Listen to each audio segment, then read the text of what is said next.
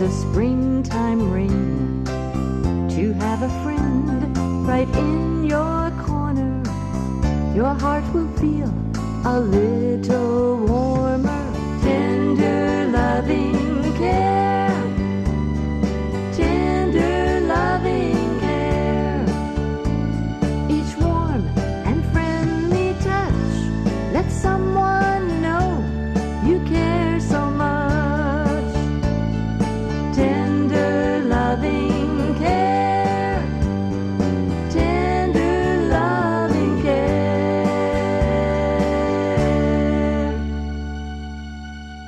Hi, welcome to Tender Loving Care. I am your guest host today, covering for Dr. Greenbrier Almond, who is away. And we are filming today from the Upshur County Public Library. We're going to cover some of the wonderful things the library has been doing and has changed over the years. You wouldn't believe how wonderful this place is.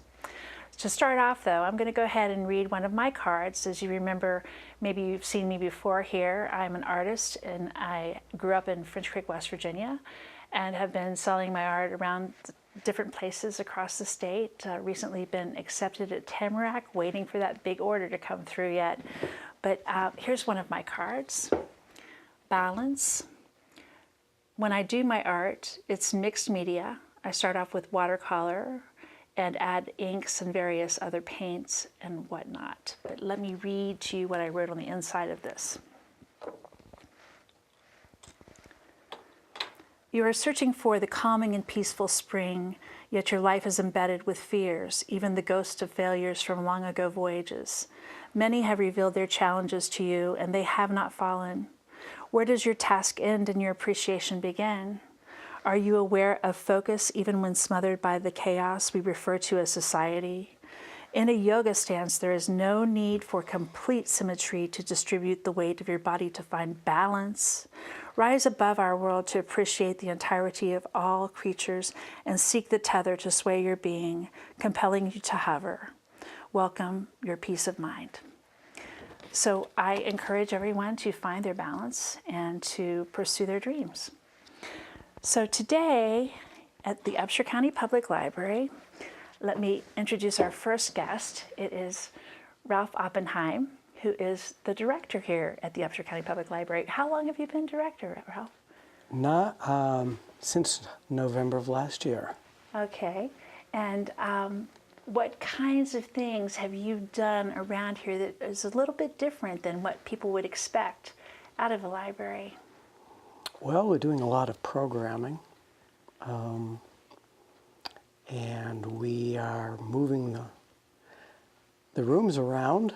We're creating a general purpose room that will be more inviting to teenagers.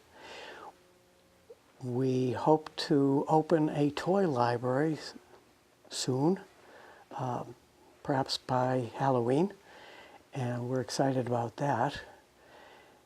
And in general, we're just trying to keep an even keel. Right. Well, I noticed whenever I came here, I was here as artist in residence. It was a wonderful time. They were so welcoming to me. I spent a week here, keeping the same hours that they did, basically, showing my art, selling my art, and sharing with the people that stopped in and wanted to talk to me about what I was doing. And I encourage people to come here. If you're an artist, this is a very wonderful venue to meet the public and to share your work. But this is one thing that you offer. What other programs are you offering? I just want to say that Sarah was a great artist in residence. Thank you. We loved having her here, and would encourage anybody who wants to share his or her art with the public to come and ask about the program. It's a good way to get exposure.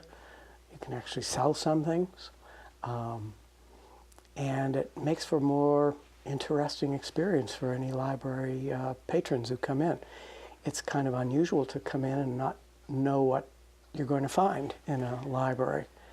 And the artist in residence is one way we're reaching out to the public and inviting the public in. So there Right. are other things that are in the works, like homebound delivery for shut-ins. We'd like to be able to provide library material to those people. So how would that go about? What would happen? Someone would just sign up for homebound delivery They would. and be able to choose whatever Or- material they need. Or they could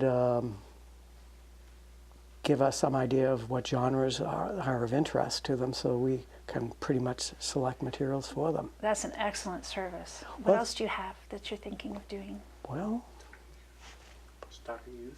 oh yes, we just we've been reaching out to the community in various ways, and the Stockard Youth Center is soon to make our gaming devices part of a club scene. Paul Norco, the assistant director, is going to be in charge of that, and we're certain that the combination of teens and Wii games and Paul will make for a successful program. And we just started an evening, 5:45, elementary school story hour for kids who are a little older than those who attend our Thursday morning story hour. What happens on Thursday morning then? We do have a story hour for really little kids. This will be Okay. much more sophisticated, and right now Brandon is the genial host of the elementary school story hour. One thing I noticed whenever I was here was very often there would be a group of grade school kids that come in for a tour, and I think that is, or maybe this is a weekly event. What is going on there with that? We have 4 elementary school classes that visit us every week Really? with their teachers. That is wonderful. What a great service that is. What do they do when they're here? Do they just check out books, or do they have a story hour here? Or Oh, they come to check out books. I see. That is a wonderful service to do. I would imagine that some of the ones that do not come every week, that are in the far reaches of Upshur County and surrounding counties, would do well to come and visit you anytime. Well, we're certainly willing to have them. Yeah. Transportation is always a problem in a rural community. Right. Such as It this. would be a tour that they would probably use one of the school buses for, which they can make that happen. They can, but it's complicated. I'm sure. What other programs have we not discussed, possibly? Goodness, we now have a book club. It doesn't even have a name, so would anybody with a good name for an adult book club that meets on Thursday nights, at 6 o'clock once a month? The first Thursday. First Thursday of every month, gets to win a prize. And that prize is, we haven't established what that prize will be. But they will have the name of the book club to their credit, shall we put it. Well, that's awesome. One thing also that I know about the library that I have used in the past is you have a wonderful video section with all kinds of movies available. So, and it's a lot more affordable. Definitely, you don't have to pay anything for it if you get it back in time. We have SCADs, which is a video term. 3,600. You know, 36? Yes. We have a lot of DVDs, and the subjects run the gamut. So we have sophisticated foreign movies for the people who like Mastroianni, for example. But we have lots of children's videos. We have lots of popular videos. We have educational videos. And I should mention that we've started collecting lifelong learning courses. So if you want to learn about astronomy or music or photography or archaeology, you can take a course that's on DVD and an accompanying book, and check that out and become steeped in lots of subjects. These courses are taught by well-known and very, very well-respected professors, so you're getting the equivalent or better than of college courses for absolutely at absolutely no charge. That is excellent. Whenever you have that kind of a program, you can stop and take your time and rewind if you need to. Unlike if you were in a classroom, you couldn't stop your professor very easily and say, hey, go back over that one more time. It's wonderful because in class you might fall asleep and miss it, but here you can just rewind. Yeah. We hope people are checking those things out, and we're gratified to see that. That is great. Also, you were going to say? I was about to say that we should not mention that we are part of a e-book and e-audio book consortium known as West Virginia Reads, WV Reads, and Paul will go into some more detail about that, but I did not want to let that slide. Right, that was actually going to be my next question, because I knew that. I thought you did. I have been using that service for over a year now, and I find myself reading, audiobook, one a week usually. And imagine, that's 52 books a year that I would not have had time to read because I do so much with my art, for instance, or when I'm doing dishes or whatever I have to do that I can't sit down and read. It is such a wonderful thing to be able to plug in that audiobook and even forget that I'm doing such a chore as dishes, or just work through some wonderful things with my mind as I'm working on my art. It's influenced me greatly. And because we're part of a consortium, it isn't just our collection, which would be small, but it's the combined power of the West Virginia Reads cooperating libraries that provide you with 36,000 items, I believe. 36,000 items and counting. That's wonderful. So, what do you do about placing orders for books these days? Do you take into consideration some of the public response or needs? oh yeah, pretty much patrons are patrons no matter where you go, but and so patron needs are pretty consistent. Westerns are very popular here, but Right. Westerns are pretty popular everywhere. And of course we carry all of the bestsellers. Yeah. And we are building up our nonfiction collections, and we are chipping away at developing a core collection of books that are important that any library should own. That is a skill, to be able to figure out what those books are that need to be in the library, that the patrons may or may not know that they need exposure to. That's wonderful, Ralph. Why, it is. And I'm good at it. Yes. And okay, so one other thing that I have to mention about this library that I love particularly is it's just so comfortable. It's a spacious area. There are couches, I must say, because where can you go and just relax a bit and read? Even these places that are kind of remote that you can find, there's a little nook that I love that's underneath the stairs here that I can just slip down in and be away from everyone and just lose myself in a book or share a book with a child. Another thing that I've used here is there's been times that I've needed my daughter to be tested for her homeschooling at the end of the year, and there's a conference room. We do have a meeting room, and we would really urge the community to use it. It's a community meeting room. So if you we would encourage any groups that want to use it.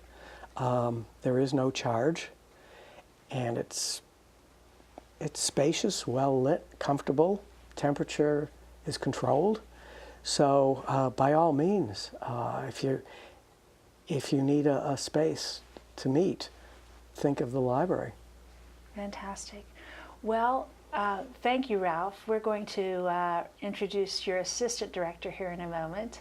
It's been wonderful talking with you, and I want you to show us something later downstairs. The toy room is of great interest to me. So I'll be happy we'll take to. a little tour.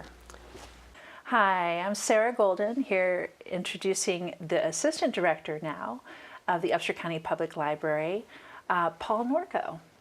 Welcome to the show. Hi. Yeah, hi. Hi.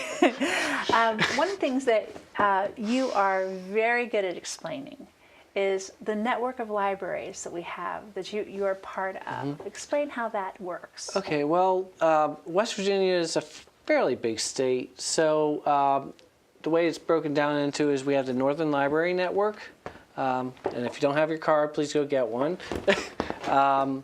That basically covers northwest central West Virginia. These are libraries that share materials with one another. We can, if we don't have a particular book, we can get it from another place. We do have to charge a little bit of postage for it just to cover costs. Sure. But I mean, we can get you, I think there's over 500,000 items in our catalog. Oh my goodness, that's wonderful. So that's between 30, well, I think it's 45 libraries now. 41. It covers the entire state of West Virginia. No, not the entire, just the north central West Really? Virginia. Because there's Really? another network called the Mountain Library Network in the south. Then there's Cabell. And then there's also the Eastern Panhandle, which is off by themselves. And then there's a bunch of independent libraries, but that's getting a little too complicated. Okay, that's all right. So you also, I would presume, occasionally have to supply another library in the area do. that might sit as part of that network. And also your card is good at, if you sign up for your card at Upshur, it's good at any of these other libraries. Pretty much all they have to do is just scan your card and you're good to go. One thing that has changed recently, and you are very proud to introduce, you have changed your website, have you not? Yeah, we just went to WordPress actually, funded by the state state library. Okay. It's so basically our website is Upshur County, one word, .lib.wv.us. Okay, upshurcounty.wv. Nope, sorry. upshurcounty.lib.wv. Okay, .us. Okay, you probably said it right the first time. I did. Not sure, but saying it again is always better than not saying it enough. So you were in charge of making those changes, were you? Well, it's basically web design. Right. And making it a little more modern, because for example now all those programs that Ralph was mentioning, we now have a pretty nice event calendar that you can export those to, say, your phone or a tablet or something like that. We didn't have that before, but that's one functionality that we don't have. We also have a newsletter that you can sign up for on there if you want notifications about programs via your email or announcements from the library. You're welcome to sign up for those. Yeah.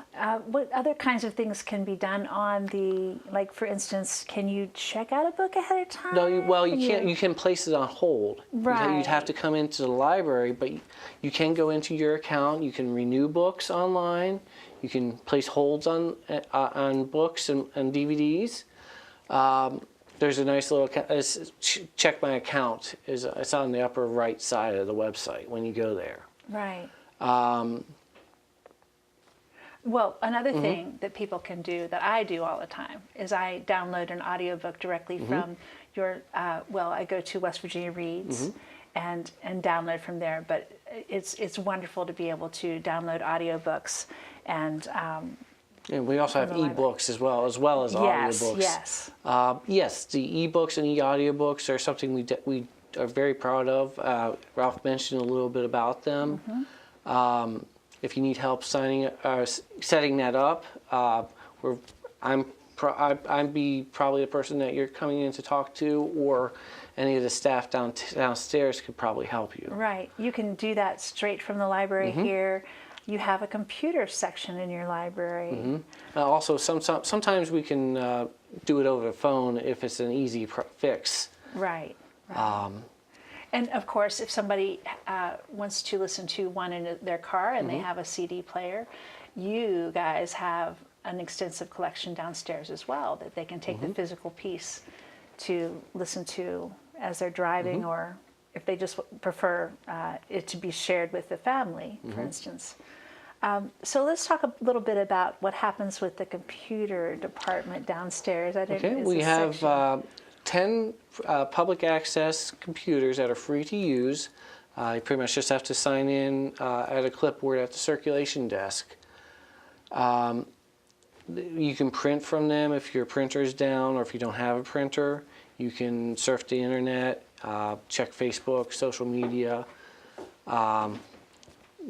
Some people come in and do their college courses on them. Pretty much anything you can think of, you can do on there. That's wonderful. What a great service for someone who doesn't have a computer, and that might be their only place that they can do some of the things that are now required to do on a computer alone. You can also scan documents in, and then we also have computers specifically for early literacy, early childhood development, called our AWE computers. They have a lot of educational games that help with kids learning different ideas that they need to learn. Right, those separate computers over there next to the children's section, which that is a very friendly space as well. A nice big carpet. You see children playing on that all the time. We have a tent.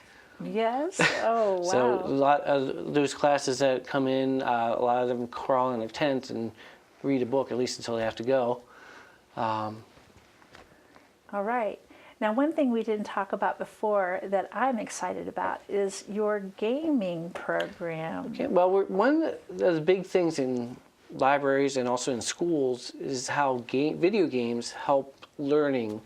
I admit I used to play EverQuest for 12 years, but from the gaming I learned a lot of skills, like how to interact with people to accomplish a goal, for example. Right. But that's an example of one of the things that gaming can teach kids. It's not all they're just off shooting a bunch of enemies and not really learning anything. You actually do learn. You're using different parts of your brain that you wouldn't be using in other tasks, and developing all of your brain certainly makes you smarter. At least that's my experience. But yeah, so basically what we've been trying to do is a video game night where we come in, where kids come in, or anyone from, it's open to all ages, can come in and try their hand at some video games. This is also what we're going to be doing. We mentioned at Stockard Youth Center as well. Okay. So for like an after-school activity. Right. So another thing that I've noticed is I believe you have had quite a few new applications for your wonderful library card. Did you run some sort of a special program for that? September is usually in libraries, Library Card Sign-Up Month. It's a national push to get people to use the libraries. Okay. So we participated in that, and we actually gave away a $25 gift certificate to Amazon. The winner was just announced the other day. Fantastic. That was sponsored by our Friends of the Library organization. Right. And I've also noticed that there's been some programs that go on in the evening. For instance, Ben Franklin for one was. What that was about was we've had West Virginia, the state runs I guess it's a series of impersonators that come in and become a historical character. We invited Ben Franklin to come down, and I think a great time was had by all. I mean, we we could have used more people to come in and see it, but Right. part of it is getting the people to come in the door. So if someone wants to find out what's going on at the library, you have a Facebook page. That might be one of the better places to check and see what's going on. Yes, for example, one thing that we're doing this month is a food drive, but we're doing it food for fines. So if you have outstanding overdue fines and bring in some canned goods, we're donating this to the parish house, Okay, probably for Thanksgiving. fantastic. You'll be forgiven during Thanksgiving. And you get a bit off of your fine for each can that you donate. It has to be something that's non-perishable and all that, but those are minor details. Oh, yes, absolutely. Okay, well, one thing I want to visit is we have a very special room downstairs, which we'll maybe have to put into the next segment. But as a part of that, just some of the stuff we have here on the table for the children. Would you like to cover that a bit? Okay, well, we've purchased, like, for example, you can see a microscope. It includes this nice little kit, which includes all the things that you need to make slides. That basically, like for the young budding scientists in you. And we even have for the younger children. kids, these are just puzzles that help the children learn about shapes and how to solve a puzzle, basically. Great. And also like a rock tumbler for budding geologists that like to hit rocks. Okay, fantastic. Could we quickly cover the backpack program? Okay, the backpack program is another program that actually Ralph started. It contains little booklets, things to help with different topics like birding or like backyard wildlife or geology. It contains tools useful for each of those topics or booklets about that help the kids learn about those topics. So it's basically geared toward the children versus Yes. such an adult type of backpack rental. Yeah, they can check it out for, I believe it's a 2-week checkout period, and then. Well, that would Yeah. really make a little kid feel special to have a loan from the library with all kinds of cool things inside that's a backpack, and they can just show their friends and say, look what I have to return it, you could have it next. I mean, I just think it's a wonderful idea. So I guess what we'll do in the next segment is take a little tour around the library. Well, we certainly have enjoyed our time here at the library today, and we have no more time for this. However, tune in next time, and we are going to take a tour of the library and see some wonderful things that they have here to offer.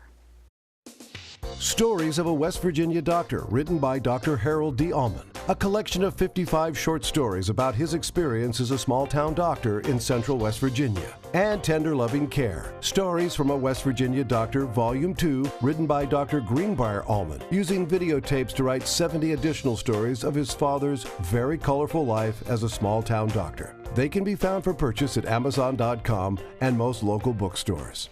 Tune into Channel 3 Buckhannon for Tender Loving Care with Dr. Greenbrier Allman, where he talks about the connection between Christianity and medicine.